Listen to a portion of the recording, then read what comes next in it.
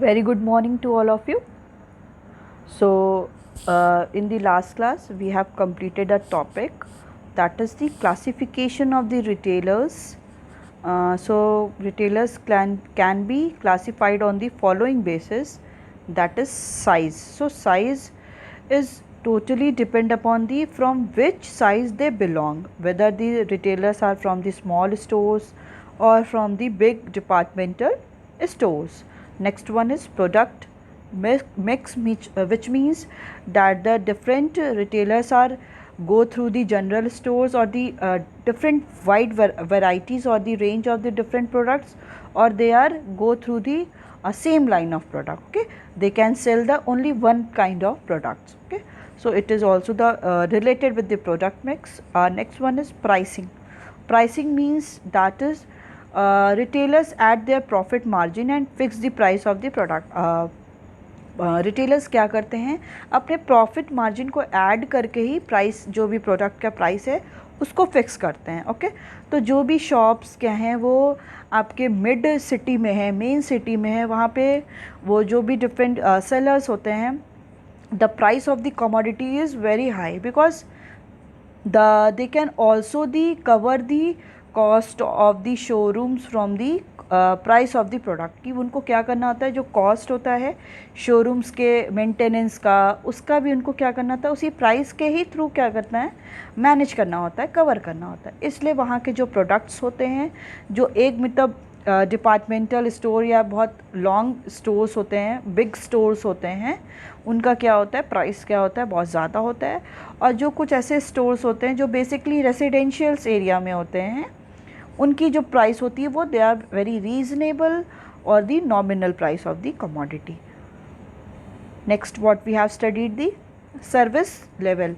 So retailers also provide the additional services like free home delivery, credit facilities, or the some stores go for the self service and no assistance is available. And some retailers stores are like that, they provide the services for the self service. means वहाँ पे क्या होता है कि जो भी customer है वो सेल्फ सर्विस करेगा. जैसे हम लोग मैकडी में जाते हैं, मैकडोनल्ड में, डोमिनोज़ में, वहाँ पे क्या होता है, सेल्फ सर्विस होती है. हम लोग खुद लेके आते हैं जो भी हमारा फूड आइटम्स होता है. भाई कोई हम लोग रेस्टोरेंट में जाते हैं तो जो वहाँ के वर्कर्स हैं वो हमारे लिए फूड आइटम्स लेकर आते हैं. तो कुछ ऐसे होते हैं रिटेलर शॉप्स की जहाँ पे सेल्फ सर्विस होती है, और कुछ कुछ ऐसे होते हैं कि वहाँ पे कोई भी असिस्टेंस अवेलेबल नहीं होती है. ठीक है, तो it also depend upon the service कि कैसी सर्विस रिटेलर्स प्रोवाइड करें. सर्विस फ्री होम डिलीवरी भी प्रोवाइड करते हैं, असिस्टेंस भी कैसे प्रोवाइड करते हैं कि वो लोग हम लोग को फूड आइटम्स प्रोवाइड करते हैं, क्रेडिट फैसिलिटी प्रोवाइड करते हैं. और on the other aspect when we go through, तो some stores go for the self service. वो कुछ ऐसे स्टोर्स हैं वो क्या करते हैं, सेल्फ सर्विस को ही ज़्यादा वो they believe, as well as they also can't provide the any assistance to the any customers. Okay, next one is form of ownership.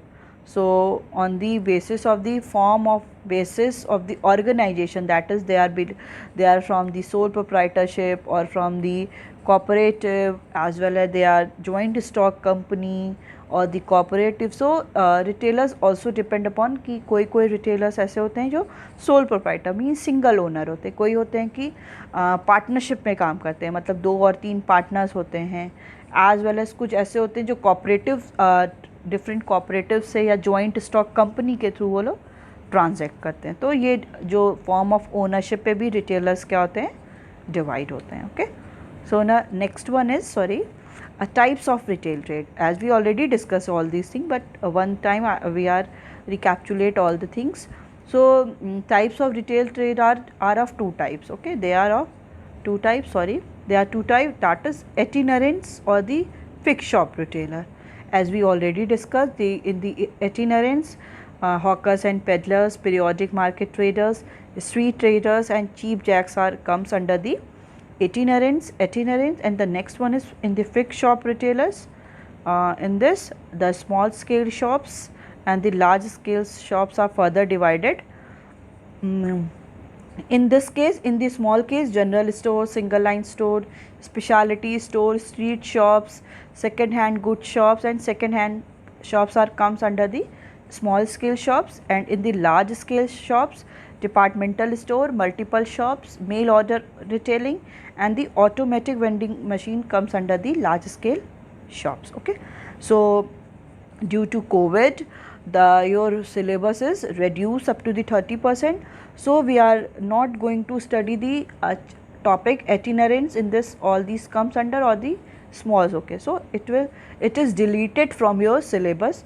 So only in the fixed shop retailer we have to study the large scale shops, in which we will study the departmental, multiple shops, mail order retailing, or the automatic vending, and we are not going to study all these topic. Okay, we are not going to study all these topic.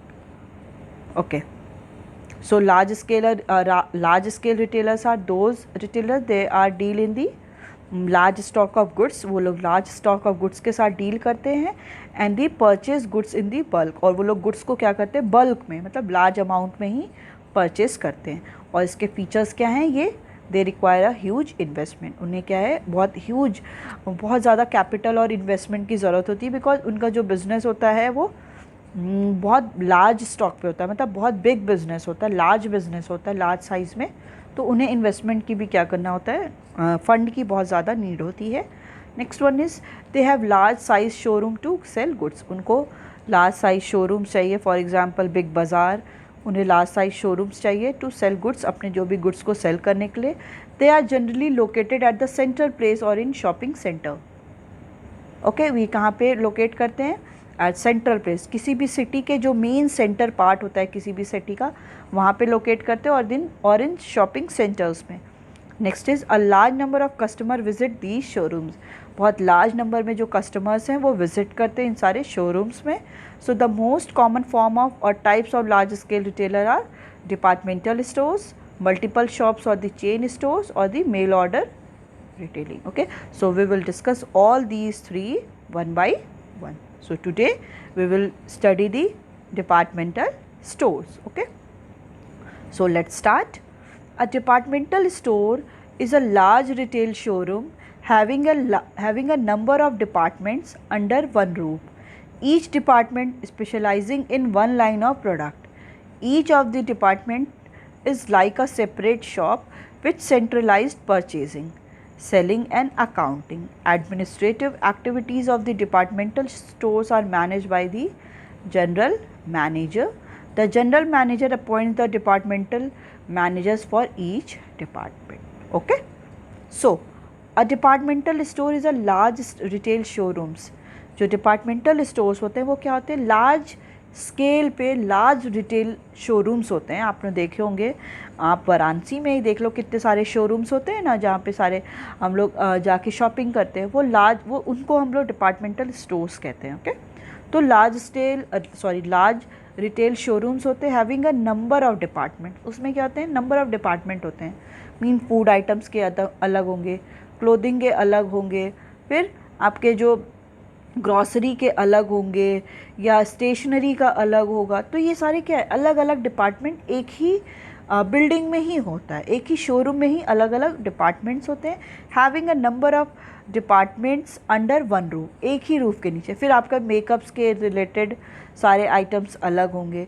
Each department specialising in one line of product. Each अलग अलग department क्या होगा, जैसे क्या हो गया आपका food item से रिलेटेड हो गया, जहाँ पे आपको सारे फूड ग्रेन्स मिल रहे हैं, राइस है, पल्सेस है. आपका एक हो गया वेजिटेबल से रिलेटेड, वहाँ पे आपको वेजिटेबल्स, वेजीज़ होती हैं डिफरेंट, और एज वेल एज़ फ्रूट्स मिलेंगे. एक जगह आपको क्लोथिंग मिलेगी, मतलब men women as well as children के. फिर नेक्स्ट आपका क्या हो गया, जहाँ पे आपको मेकअप के सामान मिलेंगे सारे. फिर आपके ऐसे कुछ हो गए जहाँ पे आपको सारे ग्रॉसरी, स्टेशनरी के सामान मिलेंगे, सॉफ्ट टॉयज़ के सारे गुड्स मिलेंगे. तो एक ही डिपार्टमेंट में आप देखिए आपको सारे प्रोडक्ट मिलते हैं. आपके पास ये एग्जांपल है बिग बाज़ार का, ठीक है. Each of department is like a separate shop. एक डिपार्टमेंट मीन्स अगर एक डिपार्टमेंट हम क्लोथिंग में चले गए तो वो लगेगा कि पूरा शॉप एक शॉप के बराबर है, मतलब एक सेपरेट शॉप लगता है. अगर हम लोग फूड आइटम्स के पास चले जाएँ तो लगता है कि अरे पूरी तो एक तो ये हमारी शॉप ही हो गई टोटल. तो ये क्या है, एक separate shop with centralised purchasing. उसकी जो परचेजिंग है, सेलिंग और अकाउंटिंग सब सेंट्रलाइज्ड है. मीन्स एक दूसरे से सब क्या है, कनेक्टेड है। ये नहीं कि वो एक सेपरेट है तो वो एक दूसरे से कनेक्टेड नहीं है, सब एक दूसरे से क्या है, कनेक्टेड है। उनकी बिलिंग से लेके वहाँ पे जो वर्कर्स काम कर रहे हैं, they all are connected to each other. Administrative activities of the departmental stores are managed by the general manager. जो भी वहाँ के एडमिनिस्ट्रेशन की कैसे वर्किंग हो रही है, प्रॉपर टाइमिंग क्या है ओपन होने की, लोग आ रहे हैं टाइम से कि नहीं, प्रॉपर जितने भी गुड्स हैं वो अवेलेबल हैं कि नहीं वहाँ पे शॉप पे, या उनकी प्राइसिंग सही, ये सारी रिलेटेड जो सारी इंफॉर्मेशन है, एडमिनिस्ट्रेटिव एक्टिविटी, एडमिनिस्ट्रेशन करना प्रॉपरली वर्किंग की, सेल्समैन जो हैं वो अच्छे से बिहेव कर रहे हैं कि नहीं, ये सारी जो रिलेटेड है, ये सारा डील्स किससे होता है, जनरल मैनेजर, जो उसका मैनेजर होगा। So the general manager appoint departmental manager for each department. फिर ये जो जनरल मैनेजर होगा वो क्या करेगा, ईच डिपार्टमेंट के लिए उसका मैनेजर, मतलब एक जनरल मैनेजर, जीएम जिसको बोलते हैं, वो हर एक डिपार्टमेंट के लिए एक अपना मैनेजर को अपॉइंट कर देगा। मतलब फूड आइटम्स के लिए कर दिया, क्लोथिंग के लिए कर दिया, और फिर ग्रॉसरी के लिए कर दिया, ये सारे के लिए, और as well as for example makeup के लिए कर देता है, या सॉफ्ट टॉयज़ के लिए कर दिया, सॉफ्ट टॉयज़ के लिए कर दिया। तो अब ये क्या है, जो मैनेजर्स हैं वो इससे डील करेंगे, मतलब इसके जो फूड आइटम से रिलेटेड मैनेजर है वो डील करेगा कि वहाँ पे सब कुछ प्रॉपर फंक्शनिंग हो रही है कि नहीं, जो गुड्स होने चाहिए वो अवेलेबल हैं कि नहीं, उनका ऐसा तो नहीं कि वो एक्सपायर हो गए हैं। ये सारी इन्फॉर्मेशन क्या है, एक जनरल मैनेजर डिफरेंट मैनेजर को क्या करेगा, अपॉइंट करेगा फॉर देयर डिपार्टमेंट। अलग अलग डिपार्टमेंट के लिए अलग अलग मैनेजर अपॉइंट किया जाएगा through by the general manager. Okay, so ये क्या हुआ, सिंपली मीन्स ये क्या होता है, एक लार्ज रिटेल शोरूम्स होता है जिसमें नंबर ऑफ डिपार्टमेंट्स होते हैं, और वो सेंट्रलाइज्ड होता है, एज वेल एज जो एडमिनिस्ट्रेटिव एक्टिविटीज़ है उसको कौन चेक करता है, मैनेज करता है, by the general manager, and the general manager appoint the departmental manager for their department के लिए अलग अलग डिपार्टमेंटल मैनेजर को भी वो अपॉइंट कर देता है। Okay, main features of the departmental stores. So the first one is large size. A departmental store is a large retail showroom require a large capital investment. ये क्या होता है, लार्ज रिटेल शोरूम होता है, मतलब लार्ज बड़े होते हैं शोरूम्स, और जिसमें क्या है, लार्ज कैपिटल इन्वेस्टमेंट, जिसमें कैपिटल इन्वेस्टमेंट भी क्या होगा, ज़्यादा होगा। Next one is wide range. A departmental stores deal with the wide range of product from low price to very expensive goods. Different varieties of goods are available in the different department.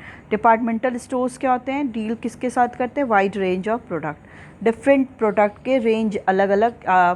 कोई product आपको देखे होंगे, कोई product अगर clothing की बात करते हैं तो वो 200 का भी मिलता है या 400 का भी मिलता है, तो वो 20,000 और 50,000 तक के भी प्रोडक्ट मिलते हैं। ठीक है, from low price to very expensive. ठीक है, वो हर एक रेंज का प्रोडक्ट रखता है कि हर एक ग्रुप के लोग क्या कर सकते हैं, उस वहाँ पे डिपार्टमेंटल स्टोर पे आके परचेजिंग कर सकते हैं। And different varieties of goods are available in the different department. ठीक है, डिफरेंट जो वैराइटीज़ हैं गुड्स के, वो डिफरेंट डिपार्टमेंट में क्या होते हैं, they all are available. Okay, so the main feature of the departmental store is large size and the wide range. Next one is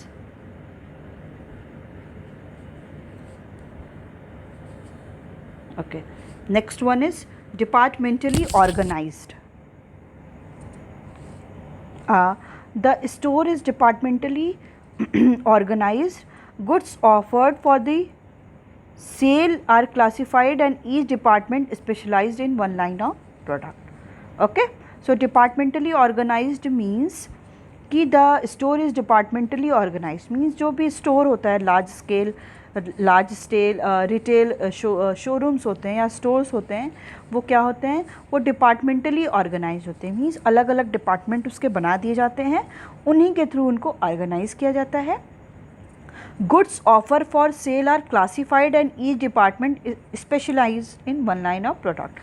So जो goods हैं offer for sale are classified, जो भी cell के लिए goods हैं उनको क्या कर दिया जाता है, उनको क्लासीफाई कर दिया जाता है। ठीक है, and each department specialise in one line of product, और हर एक डिपार्टमेंट क्या है वो अपने प्रोडक्ट में स्पेशलाइज है। मींस जो क्लॉथिंग में है, जो आपके फूड आइटम्स में है, जो आपके मेकअप से है रिलेटेड है, जो स्टेशनरी के है, वो हर एक डिपार्टमेंट बना दिया जाएगा और हर एक डिपार्टमेंट क्या है अपने अपने डिपार्टमेंट में वो स्पेशलाइज्ड है, अपने अपने प्रोडक्ट में वो क्या है स्पेशलाइज्ड है। Okay, next one is central purchases. Purchases of all the department are made centrally. The departmental manager give a list of the requirement to the general manager who makes purchase for the all the department. Okay, central purchases means कि अब ऐसा नहीं है कि जो अलग अलग departmental के मैनेजर हैं वो अलग अलग सामान को ऑर्डर करेंगे, नहीं, वो क्या करेंगे, अलग अलग डिपार्टमेंट के जो मैनेजर्स हैं they provide the list to the general manager. वो जो भी उनको प्रोडक्ट चाहिए उसकी वो लिस्ट क्या कर देंगे, जनरल मैनेजर को दे देंगे, एंड देन जनरल मैनेजर क्या करेगा, वो प्रोडक्ट को परचेज करेगा for all the department. Simple सा है एकदम कि central purchases means central authority. ऐसा नहीं है कि वो जो वो है वो सब में डिवाइडेड है, नहीं, इट इज़ सेंट्रलाइज्ड है, मीन्स एक ही से कंट्रोल्ड है वो, और उसमें क्या है कि purchase of all the department are made centrally, means एक साथ ही उसको एक मेन सेंटर से ही कनेक्टेड करके परचेज किया जाता है। तो so the department manager give the list of their requirement to the general manager. जो डिपार्टमेंटल मैनेजर होता है वो क्या करता है, लिस्ट ऑफ देयर रिक्वायरमेंट, जो भी उनको रिक्वायरमेंट की ज़रूरत है वो उसका लिस्ट क्या कर देगा, जनरल मैनेजर को दे देगा, who makes purchase for the all the department, जो पूरे डिपार्टमेंट के लिए गुड्स को परचेज करेगा। Okay, next one is central location. A departmental store is located at the central place और in shopping centre so that people from different parts of the city can easily reach here. Okay, तो क्या होता है, ये जो departmental stores होते हैं वो क्या होते हैं, सेंट्रली लोकेटेड होता है। मींस किसी भी सिटी के जो सेंट्रल होता है ना कोई जी, कि अगर ये मेन है, ठीक है, ये एरिया है और इस एरिया में ही क्या होगा, ओपन किया जाएगा सो दैट इधर से भी लोग क्या आ सकें, इधर से भी आ सकें, इधर से भी। फॉर एग्ज़ाम्पल कि जैसे अभी हम वाराणसी में ले लेते हैं कि इधर सिगरा और कैंट ये क्या है, एकदम मेन है, मतलब यहाँ पे क्या है कि आपको लोग जो DLW से है वो भी आ सकता है, जो गोदौलिया साइड से है वो भी आ सकता है, जो इधर आपके जो राजघाट साइड से वो भी आ सकता है, और जो इधर आपका पांडेपुर शिवपुर है वो भी आ सकता है। तो इसका क्या मतलब है, यहाँ पे अगर ये बिग बाज़ार ओपन हुआ है तो इसका ये क्या होता है, मेन सिटी में ही ओपन हो सकता है so that every people can reach out there, कि हर एक पीपल को क्या हो, ऐसा ना हो कि किसी के लिए वो बहुत ज़्यादा दूर लगे। इसीलिए इसको मेन सिटी और मेन सेंटर जो बोलते हैं हार्ट ऑफ दी सिटी में ही उसको ओपन किया जाता है, कि जैसे सारे पीपल क्या है ईज़िली वहाँ पे पहुँच सकें, so that people from different part of the city can easily reach there. ठीक है, ईज़िली वो क्या कर सकें, वहाँ पे रीच कर सकें। Next one is services. Services. Departmental store provide a number of services and facilities to the customer like post office, telephone booth, restaurant, packing, free home delivery, etc. Okay, जो departmental stores होते हैं, अलग अलग जो departmental stores होते हैं वो different kind of services भी प्रोवाइड करते हैं to their customers. Like post office means किसी को कुछ वहाँ से कुछ सेंड करना है, या टेलीफोन बूथ भी होता है किसी को अगर कॉल करना है। रेस्टोरेंट की भी फैसिलिटी होती है कि वो लोग अपने रूफ़ पे क्या कर देते हैं, एक रेस्टोरेंट भी ओपन कर देते हैं। पैकिंग की भी फैसिलिटी होती है, as well as free home delivery की, कोई भी गुड्स को क्या करना है, फ्री होम डिलीवरी करना है, तो वो सारी फैसिलिटीज़ भी क्या होती है वहाँ पे अवेलेबल होती है। Okay, next one is elimination of the middle man. Elimination of middle man, departmental store by goods in the large quantity. जो भी डिपार्टमेंटल स्टोर्स होते हैं वो क्या करते हैं, गुड्स को लार्ज क्वांटिटी में ही क्या करते हैं, परचेज करते हैं। They buy the goods directly from the manufacturer and help and eliminate the middle man.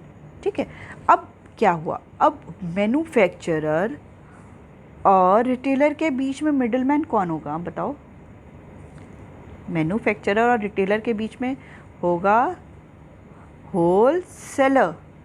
Wholesaler middle man हो गया ना। तो यहाँ पे जो रिटेलर होते हैं वो क्या करते हैं, ये लोग लार्ज अमाउंट में गुड्स को परचेस करते हैं। ओके, तो ये क्या करते हैं, ये they buy the goods directly from the manufacturer, वो डायरेक्टली मैन्युफैक्चरर को ही कांटेक्ट करते हैं।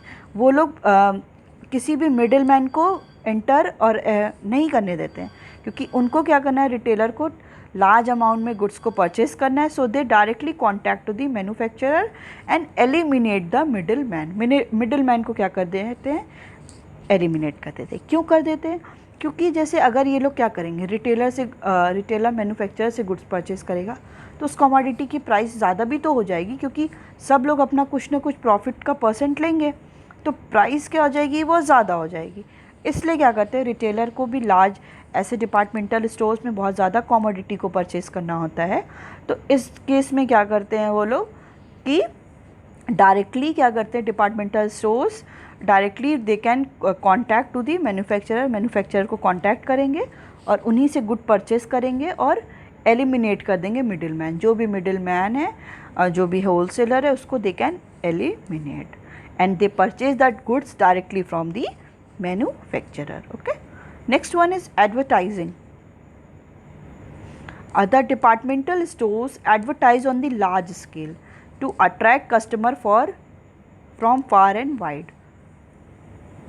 Okay, so the departmental store advertise on the large scale. जो departmental stores होते हैं वो क्या करते हैं, एडवर्टाइज करते हैं लार्ज स्केल पे, मतलब बहुत लार्ज स्केल पे क्या करते हैं, मतलब उनका जो एडवर्टीज़मेंट होता है वो बहुत ज़्यादा लार्ज लेवल पे होता है।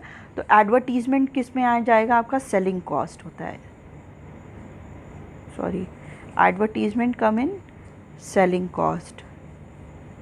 ओके, मीन्स जो भी cost which is incurred on the advertisement, sales, promotion, publicity, तो इनका जो कॉस्ट होता है, सेलिंग कॉस्ट बहुत ज़्यादा होता है, क्योंकि लार्ज स्केल पे इनका बिजनेस होता है। तो एडवर्टीज़मेंट भी वो क्या करेंगे, ज़्यादा ही करेंगे to attract the customer from far and wide. Basically उनके लिए जो बहुत ज़्यादा दूर रहते हों, जिनके पास ऐसी इन्फॉर्मेशन नहीं है कि डिपार्टमेंटल स्टोर्स हैं जहाँ पे हमको सारे गुड्स एक ही प्लेस में मिल जाएंगे, तो ऐसे लोग पे क्या करता है वो कि different attract customer from far and wide, they advertise on the large scale, बहुत ज़्यादा they believe in to advertise their departmental stores, वो बहुत ज़्यादा एडवर्टीजमेंट करते हैं। So conclusion it, in spite of some of these limitations, the departmental stores are very popular in western countries in India. In India, these type of stores are popular in big cities only, such as Mumbai, Delhi, Chennai and Kolkata. ठीक है, इसमें क्या होता है, ये सारे जो western countries हैं जितनी भी, उनमें ये बहुत ज़्यादा क्या है, पॉपुलर है। बट इंडिया में भी क्या है, जो बिग सिटीज़ होती हैं, मेट्रोपॉलिटन सिटीज़ होती हैं, उसमें ये ज़्यादा दिखते हैं, जैसे मुंबई, दिल्ली, चेन्नई और कोलकाता में। Okay, so next is multiple shops और द चेन स्टोर्स। यस, तो multiple shops refer to a number of identical retail shops located in the different parts of the city. These shops are owned and controlled by the single organization. These chain stores may be established by the manufacturer or trader. In USA, these shops are known as the chain store, but these are popular as multiple shops in Europe. Example, Bata stores, DCM stores, etc. Okay, so these multiple shops refer to a number of identical retail shops located in the different part of the city. Okay, multiple shops क्या होते हैं, they refer to number of identical retail shops, मतलब located at the different part of the country. Mean जो identical same type के retail shops होते हैं जो country के different part में show होते हैं located होते हैं, sorry. These shops are owned and control by the single organisation. वो क्या होता है, एक सिंगल ऑर्गेनाइजेशन के थ्रू ही क्या होता है, वो रन होता है। दीज चेन स्टोर्स में be established by the manufacturer और द ट्रेडर्स। ये क्या होता है, किसके थ्रू ये रन कर सकते हैं, these chain store may be established by the manufacturer, कोई भी मैन्युफैक्चरर करता है और ट्रेडर करता है। In USA these shops are known as the chain store. In USA में इनको क्या बोलते हैं, नोन एज चेन स्टोर्स बोलते हैं। But these are popular multiple shops in Europe, और यूरोप में इनको मल्टीपल शॉप्स बोलते हैं। For example Bata store, DCM store etcetera. Okay, तो बेसिकली क्या होते हैं, ये आइडेंटिकल रिटेल शॉप्स होते हैं। मतलब आइडेंटिकल रिटेल शॉप मतलब कि उसमें सेम काइंड ऑफ के क्या होते हैं जो all over the country. Means Bata का क्या है, अगर बाटा वाराणसी में है तो उसमें क्या है, रिटेल शॉप्स क्या है, वो मुंबई में भी है, आपका चेन्नई में भी है, साउथ में, ईस्ट वेस्ट नॉर्थ हर एरिया में है, और आइडेंटिकल प्रोडक्ट। अब ये नहीं कि बाटा यहाँ पे अगर यहाँ पे फुटवियर दे रहा है तो वहाँ पे वो ग्रॉसरी का सामान या आपको क्या बोलते हैं पल्सेस देने लगेगा, नहीं। तो यहाँ पे क्या है, आइडेंटिकल रिटेल शॉप्स हैं, मतलब एक जैसी रिटेल शॉप्स हैं जो ऑल ओवर दी इंडिया हैं। And the shops are owned and control by the single organisation. कोई एक सिंगल ऑर्गेनाइजेशन के थ्रू ही क्या होती हैं, ये रन होती हैं। दीज चेन स्टोर्स में be established by the manufacturer और ट्रेडर्स। जो भी ये सारी जो हैं चेन स्टोर्स में be established by the manufacturer और ट्रेडर्स। मैन्युफैक्चरर और ट्रेडर्स के थ्रू ही क्या करती हैं, ये रन होती हैं, इंस्टेब्लिश्ड होती हैं। In USA these shops are known as the chain stores. USA में इनको क्या बोलते हैं, चेन स्टोर्स बोलते हैं। But these are popular as multiple shops in Europe, और यूरोप में इनको क्या बोलते हैं, मल्टीपल शॉप्स बोलते हैं। Okay, for example Bata store, DCM stores. Okay, these all are the examples of the multiple shops. So next one is features of the chain stores or the multiple shops. Large size.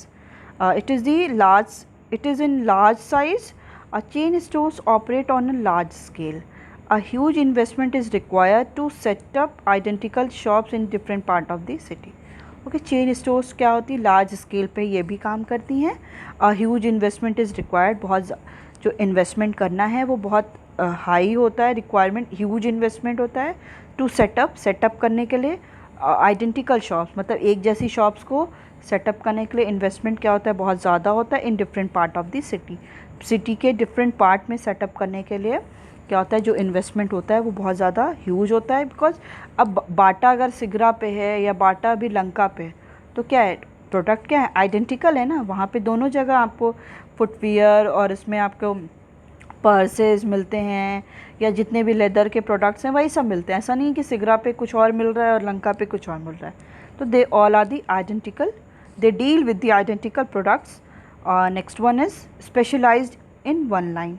Generally, chain stores specialize in one line of product, and variety of that line only is available at all the shops located in different area. For example, Bata specialize in shoes and DCM in clothes. Okay, ये क्या होते हैं, ये specialized होते हैं one line of product. One line of product means कि एक ही kind of product के लिए ये लोग ज़्यादा क्या होते हैं, specialized होते हैं. कि generally जो chain stores होते हैं, store specialized in specialised in the one line of product. एक लाइन के प्रोडक्ट के क्या होते हैं, स्पेशलाइज्ड होते हैं. And variety of that only is available at all the shops.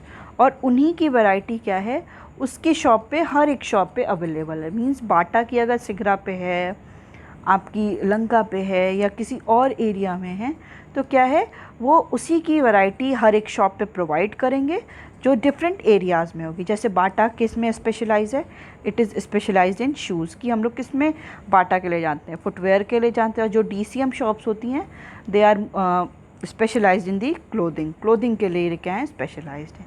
Next one is centralised purchasing.